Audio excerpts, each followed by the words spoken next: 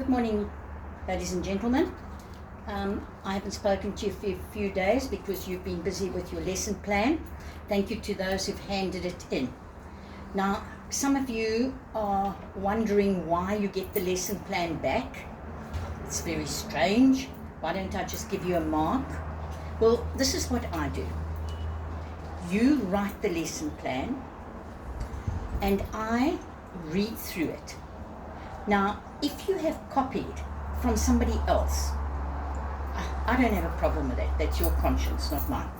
But if you have, you will be saying things like, the teacher will ask a question. You are the teacher, by the way. So you say, I will.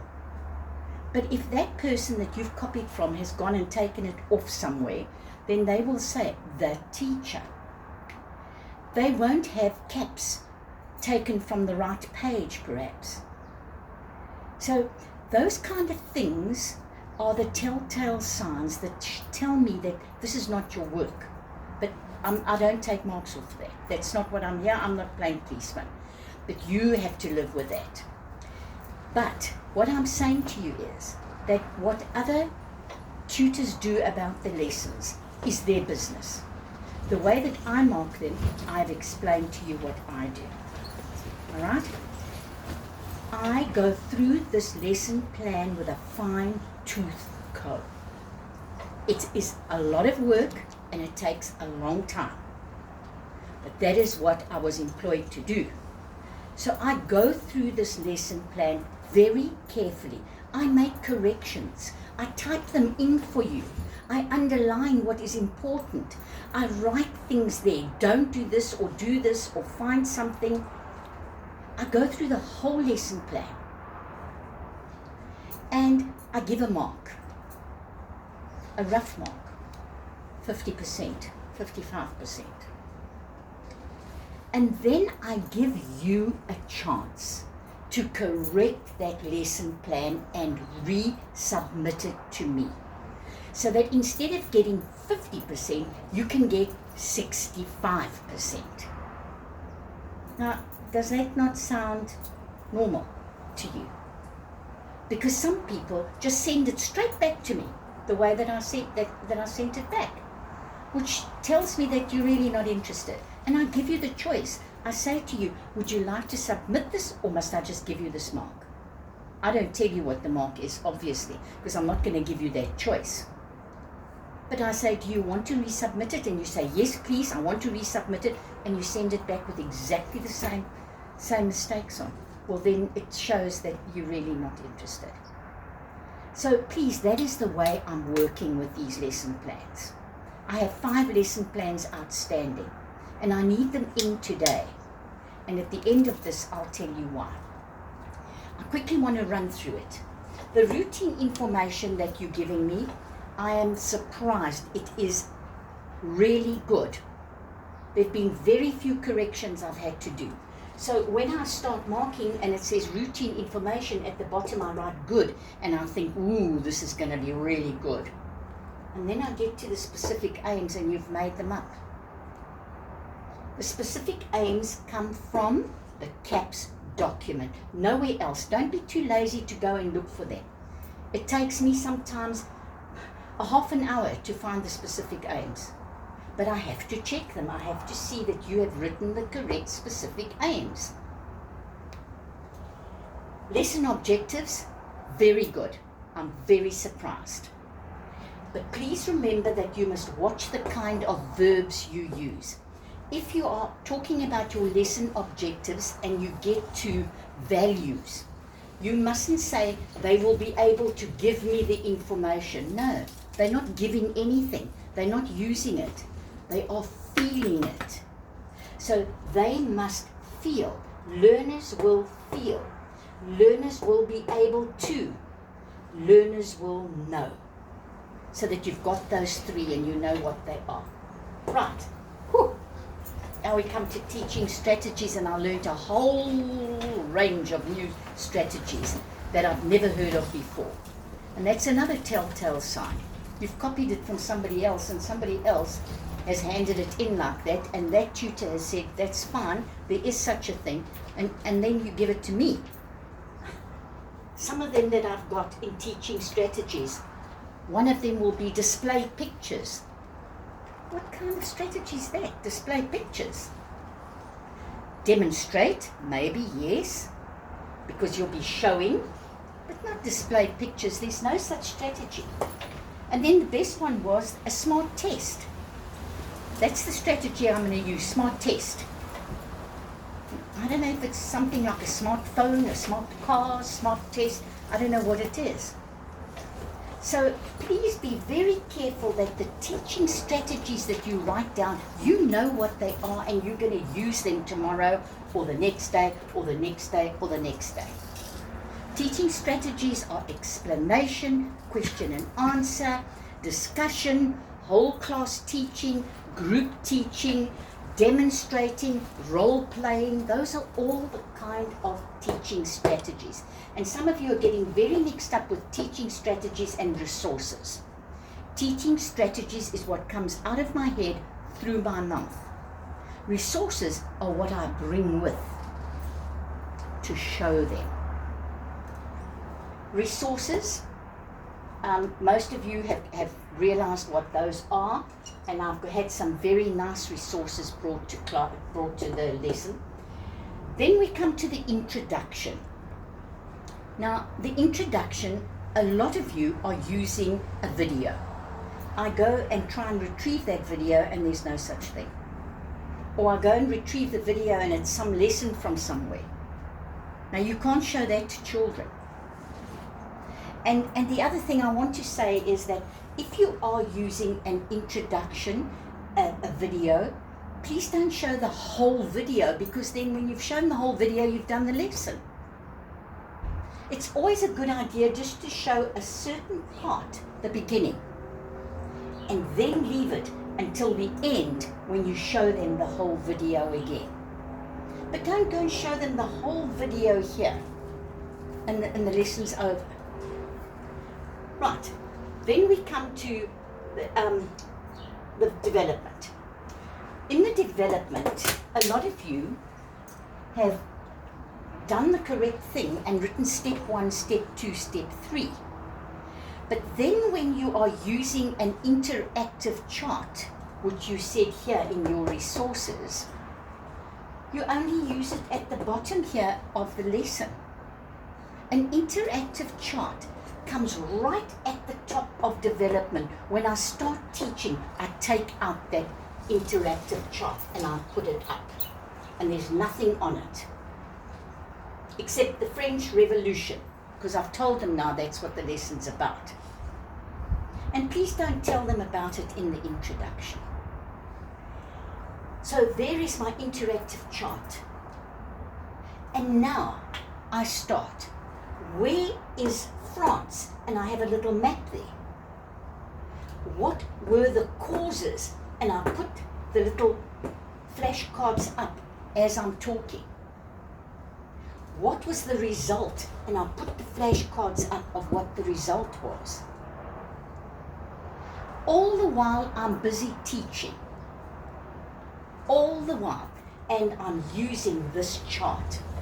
So that when I get to the bottom of development, this chart is full. And now I take everything down. And now in my consolidation, I ask them to come up one by one, and not all of them, one by one, and tell me one of the causes of the French Revolution. One of the results of the French Revolution. And that's how I test it. We're talking about the learners now. That's what they do. They come up and they put it up for me now, because I'm finished putting it up. I've taught the lesson now with the interactive chart. Now it's their turn to come and put it up, and I see whether they understand. Right. Don't say, I will discuss. There's no such thing, I will discuss. It's the easy way out. I will discuss what? I will discuss this, I will discuss that, I will discuss that, and you write it all down. I will question them. What? I want to know the kind of questions you're going to ask, because I want to know if you listen to Blue. Right. Now, if you say, I'm going to use a worksheet here in resources, then you must use a worksheet. It must come out somewhere. But you're just writing these things, but you're not using them. All right? Now I come to consolidation, and let me explain to you here. Consolidation is the same thing as the learner activity. So somebody wrote under challenges, I don't know what learner activity is. Learner activity is what I did here in consolidation. I put them into groups. I had a debate. I used the interactive chart. And don't forget that when you do your introduction and your consolidation presentation, there's 100 marks for this, and there's 100 marks for that. I can't give you 100 marks for I'll let them use the interactive chart, full stop. There's no 100 marks. It's 20% maybe. So remember that you have to write it all out, what you're going to do. And the learner activity will be what the learners did here in the consolidation. Now, I hope that is clear enough for all of you.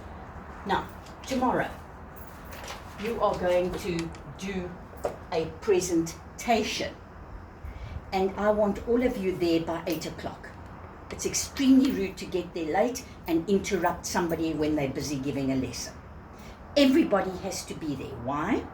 Because we are the learners tomorrow, and the person who's presenting is going to present their introduction.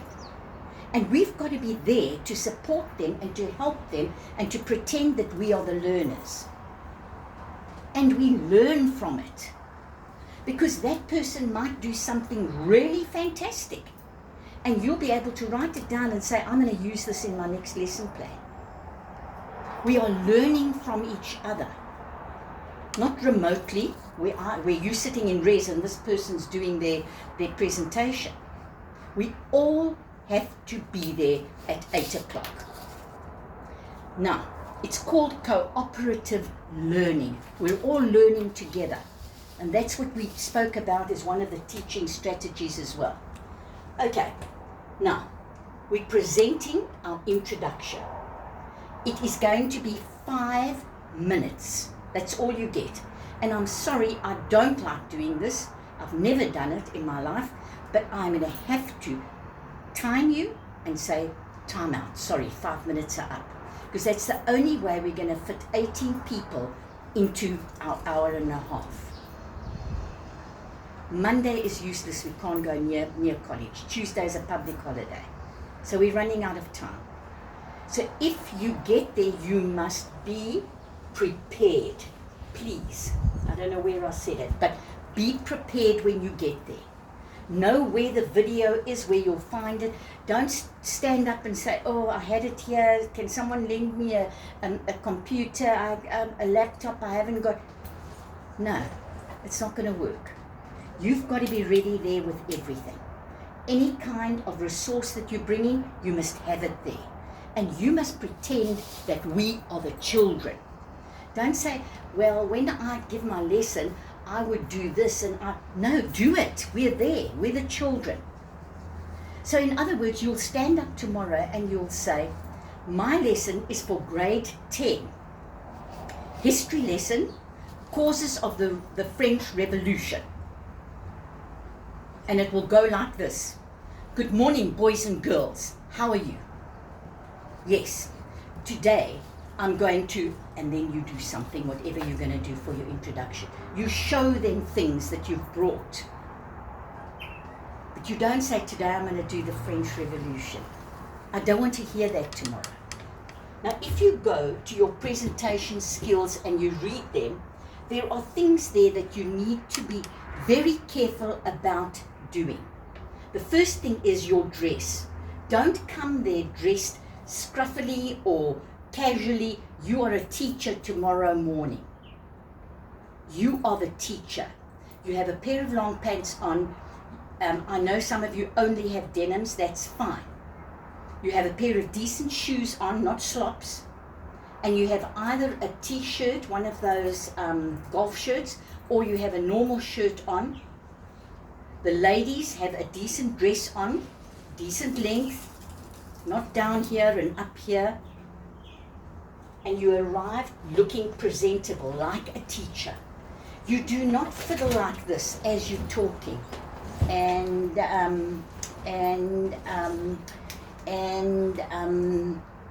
All right? Be very careful. Practice it tonight in front of the mirror. Talk to yourself. And make sure that you know what you're doing. Don't stand with a piece of paper and say, France is in the middle. I don't want that. You speak clearly, very clearly. The other thing is you must have a careful look at your tone of voice. Don't speak in the same tone all the time and tell them about France. You must perform. That's what teaching is. It's performing like a dolphin, like the dolphin show, up and down, and you must be enthusiastic about this. And don't be embarrassed. It's only for 5 minutes, but that 5 minutes could get you, it could actually get you 80%. Now, I'd far rather have 80% than stand there because I'm too shy. All right? Speak clearly, 20 marks. The way you teach and the way you dress. Do you stand with your feet like this because you can't move? You're so nervous. No, move about. Use the board, whatever you're doing. Use your laptop that you're talking about. Stop the laptop. Talk to them about it. That is the way you teach. Your resources that you're going to bring with. You must have so many resources you'll have to go and buy a basket to put them in for tomorrow. You get 20 marks. The way you question them, the kind of questions you ask in your introduction. Not, has anybody heard about the French Revolution? It's not using blooms at all. So, your questions then, you'll get 20 marks. And right in the end, was that a wow introduction? 20 marks. Was it a wow introduction? Right. Now, I hope all of you understand about this. I hope that you understand that tomorrow you must be fully prepared. You are only doing your introduction tomorrow. I will tell you about the development and the consolidation. And if you're one of those 5 people who haven't handed me your lesson plan yet, send your introduction. If you don't want to, that's fine. Just give it tomorrow and that's fine. But if you want me to look at it, send it. Because tomorrow is only the introduction. That's all. You would never be able to give a lesson in 5 minutes. Your introduction will be 5 or 10 minutes in a class. Yours tomorrow is going to be between 4 and 5. Your development in class will be 20 minutes, maybe 25. And your consolidation will be maybe 10, maybe 15. But we can't do that when we're presenting. We don't have the time. I hope this is clear to you. I don't think there was anything else that I wanted to explain to you. Oh, if you're using a worksheet here, attach it to your lesson plan. I want to see that worksheet. I want to see what you're going to let the children do. Please don't forget about that. The learner activity, remember, is the same as the consolidation. Right, so if you are going to use an interactive chart in your development to teach, it will be step 1. I take out my interactive chart. But for tomorrow, it's introduction. I hope this is clear. If it's not, please message me or send me a missed call and I will phone and I will explain it. I'll see you tomorrow morning, bright and breezy, 8 o'clock. Thanks very much.